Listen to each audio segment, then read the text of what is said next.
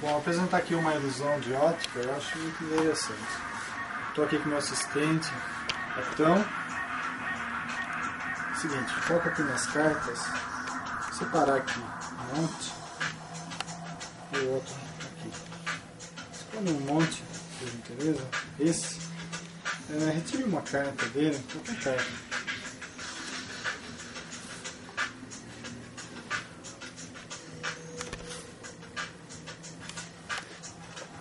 Seguinte, pessoal, essa é a carta que ele focou, certo?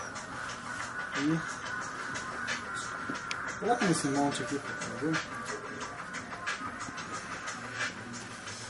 Bom, agora é o seguinte, eu vou fazer o baralhamento do bêbado, né? Seguinte, pessoal, tá aqui as cartas, certo? Como vocês podem ver, agora, mais visualmente, tudo misturado aqui, muitas cartas misturadas, certo? Dá uma olhada. Ok. Agora, pessoal, que é o efeito. Dá uma analisada aqui, acho que sobrou. Essa foi sua carta? Exatamente.